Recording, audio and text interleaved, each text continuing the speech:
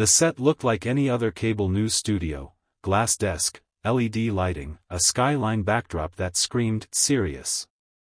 But Jasmine Crockett knew this wasn't just another panel. She adjusted her blazer, eyes locked on the countdown clock. 5 seconds to go. To her right sat Jessica Tarlov, Fox's polished liberal surrogate. Smart, sharp, and always 2 steps away from a smirk. Jasmine had seen that smirk before: condescending, strategic. It wasn't personal. Not yet. What the producers called a conversation on progressive priorities was about to become a collision course. The host launched in. Tonight, we're asking, have progressive voices lost touch with working Americans? Jessica leaned forward, voice measured. Well, when progressives prioritize victimhood over viable policy, yes, people check out. The jab wasn't subtle. The smirk came early. Jasmine didn't flinch. She waited, let the pause stretch just long enough to make the studio feel tight. If by victimhood you mean pointing out housing crises, maternal mortality in black communities, and people working 3 jobs to survive, then yeah, I'll keep doing that. Jessica chuckled lightly. That's not policy, that's posture. And there it was. The moment most guests would shrink. Not Jasmine. She turned, eyes steady. Funny. That same posture got 2 housing bills passed last quarter and $14 million redirected to clinics in Texas. How's that for a pose? The air in the studio shifted. Jessica blinked. On Twitter, the moment was already being clipped: Jasmine Crockett checks Tarlov's smirk, with facts. But Jasmine wasn't there for virality. She was there because too many people had become punchlines in televised debates. She leaned in, tone soft but cutting. It's easy to mock the fight when you've never had to live it. Jessica straightened in her seat. Now it was real. This wasn't going to be a panel. This was going to be a reckoning. Jessica tried to recover with a practiced smile, the kind that cable news hosts wear like armor. She tucked a strand of hair behind her ear and tilted her head just enough to seem composed, not rattled. Well, Jasmine, she said with a light laugh, if everyone framed their personal struggle as public policy, we'd all be writing legislation from our trauma. It landed like a slap in silk gloves. The moderator shifted in his chair. Jasmine didn't blink. She turned toward Jessica with a calm that carried thunder underneath. You say trauma like it's a weakness. I say it's a map. A roadmap to what's broken and what needs to be fixed. And if people in power had actually listened to that pain sooner, maybe the crisis wouldn't be this loud. Jessica's eyebrows lifted, amused. But you can't govern from emotion. And you can't govern from detachment, Jasmine shot back, her voice still low, still lethal. You sit on panels. I sit in courtrooms. You read polling data. I read eviction notices. It wasn't anger. It was experience sharpened into testimony. The studio's producer gestured frantically from behind the camera. Something about pacing. But no one was moving. Jessica opened her mouth again. I've worked campaigns. I've shaped messaging. You act like I'm some elite. Jasmine leaned in, slower this time. You don't have to be elite to forget who you're fighting for. You just have to be comfortable. For a half second, Jessica hesitated, then did what pundits do when cornered. She pivoted. Okay, but let's talk results. If your policies are so rooted in pain, why are so many communities still suffering? It was meant to undercut. Jasmine didn't hesitate. Because people like you treat survival as spectacle and treat people like me as a segment, not a source. A silence fell so complete, even the studio lights seemed to hum louder. Then Jasmine added, almost like an afterthought, but with precision. I didn't come here for applause. I came here for accountability. And in that moment, the audience watching from their living rooms, from break rooms, from shelters, knew one thing for sure. This wasn't just a debate. This was someone speaking the language of the lived. Jessica shifted in her seat, clearly trying to regain footing. That's a powerful anecdote, she said with a soft exhale.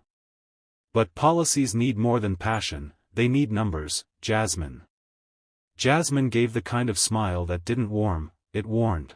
You want numbers? She asked, reaching into the folder she'd brought with her.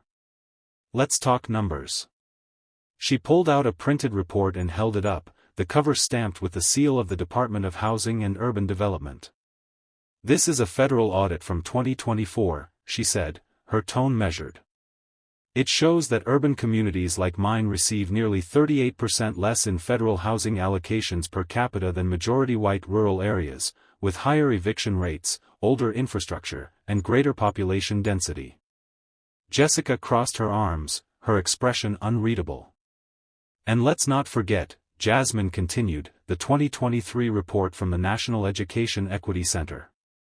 Over 60% of students in predominantly black urban districts attend schools that haven't met minimum safety compliance since 2017.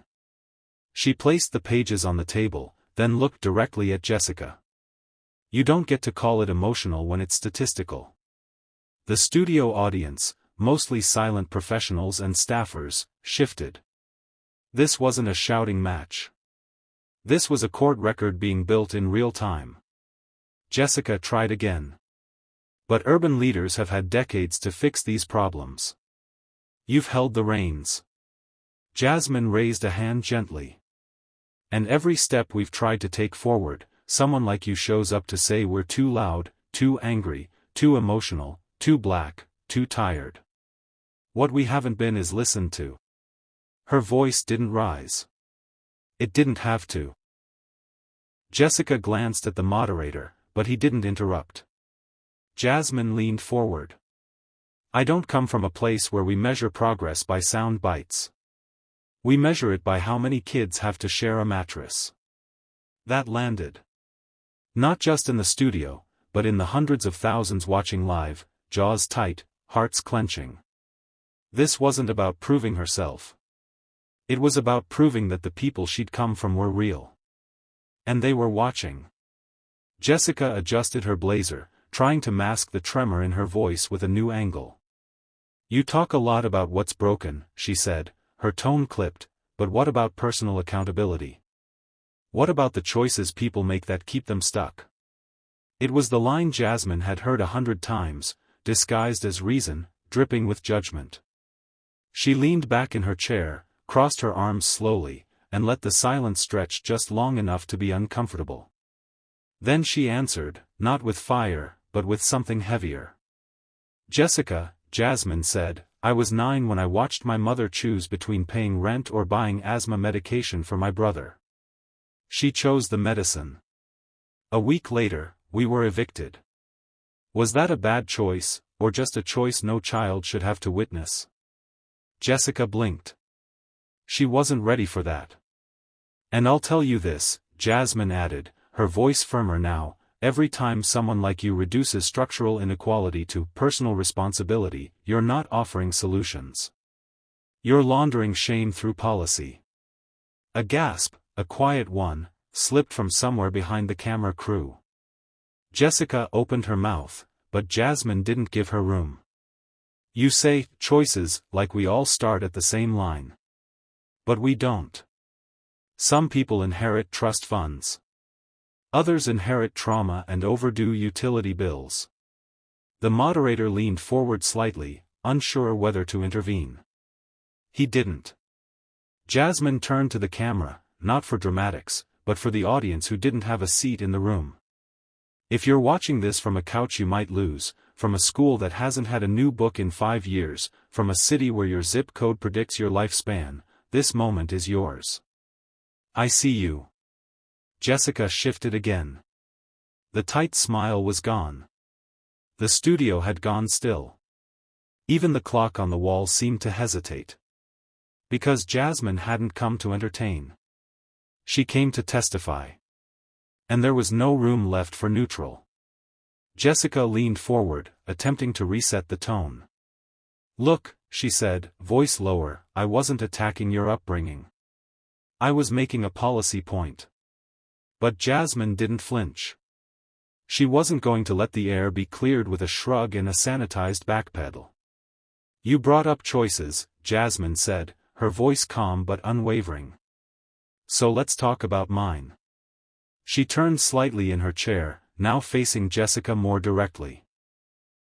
I chose to become a public defender instead of joining a high-powered firm, even when my law school classmates said I was throwing away my future.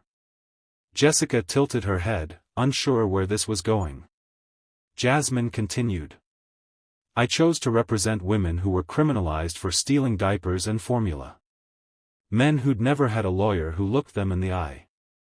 Kids, literal kids, sent to adult jails because no one fought for them.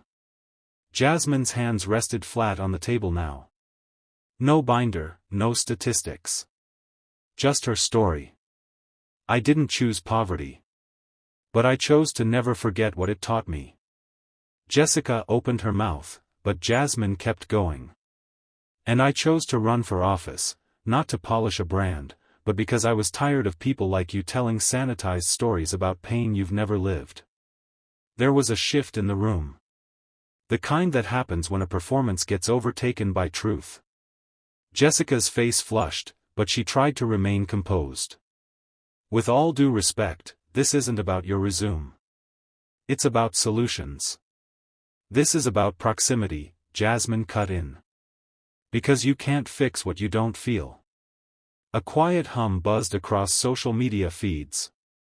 Producers backstage whispered about the live reaction numbers, they were spiking. Again. Jessica reached for her water. Jasmine didn't break eye contact. You mocked the fight, she said, voice barely above a whisper. But for some of us, surviving was the fight. And in that instant, everything changed. This wasn't a policy debate anymore. It was personal. And Jasmine had just taken control of the room, not with volume, but with truth. The exchange wasn't over. But outside the studio walls, the world was already reacting. A 38-second clip hit Twitter 5 minutes after Jasmine's last line. No music. No flashy graphics. Just her voice saying, you mocked the fight. But for some of us, surviving was the fight. It burned through timelines like a match dropped on dry brush. By the time producers cut to commercial, #Jasmine Crockett was trending nationwide. And Jessica? She hadn't said a word since.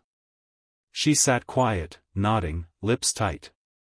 Because even she could feel it now, the shift. The weight. The awareness that she had underestimated not just Jasmine, but the millions of people Jasmine's words echoed for. Backstage, aides whispered and typed rapidly. One of Jasmine's staffers looked at her phone and mouthed, "It's blowing up." Another nudged her shoulder with a silent thumbs up.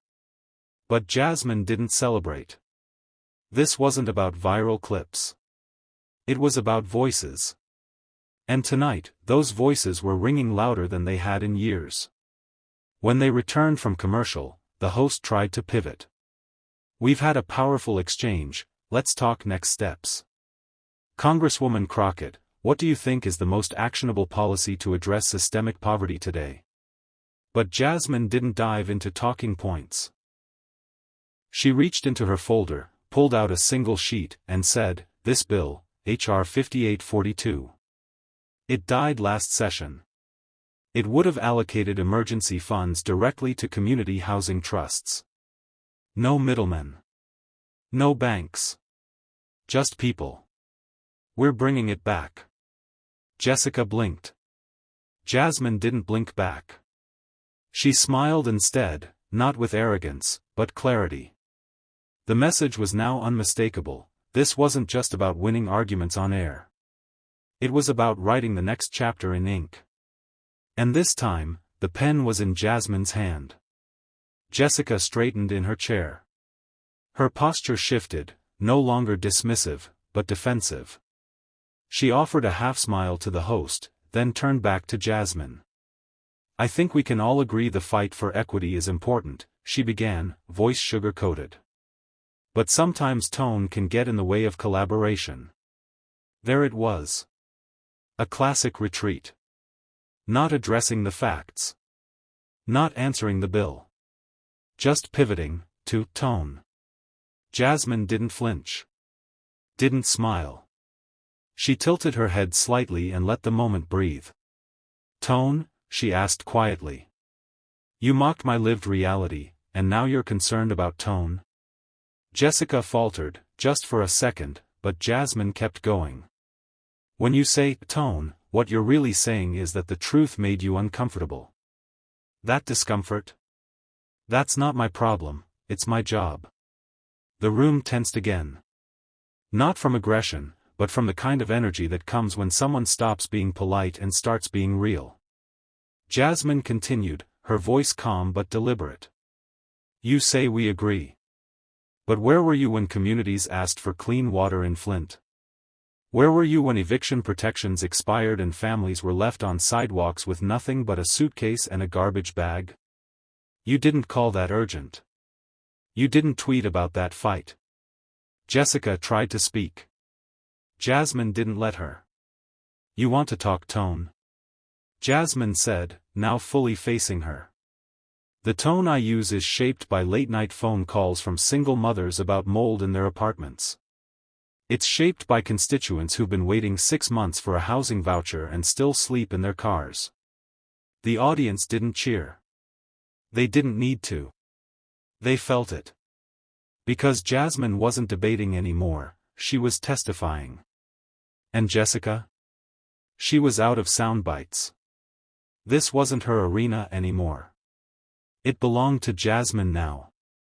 The studio was silent. Not the awkward kind, this was reverent. Controlled.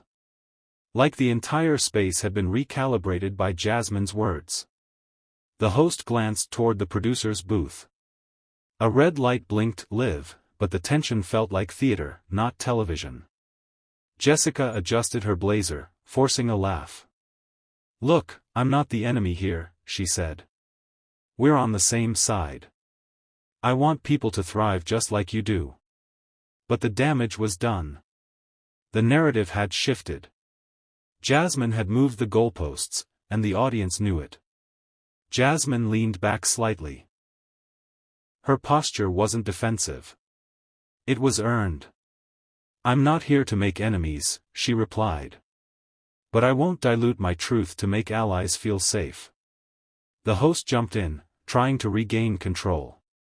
Representative Crockett, what do you say to those who think your approach is too confrontational?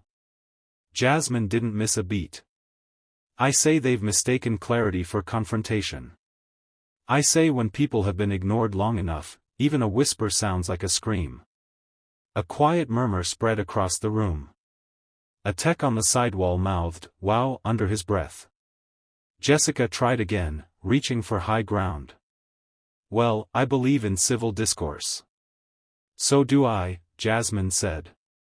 But civility without honesty is just performance. And I don't do performance.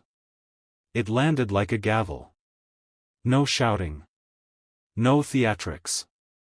Just truth, dropped like a stone in the center of the room. Back in the control room, a producer whispered to a junior editor, "Clip that. That's the one." And it was. By the end of the segment, that exact exchange had already been clipped, uploaded, and shared on 5 different platforms.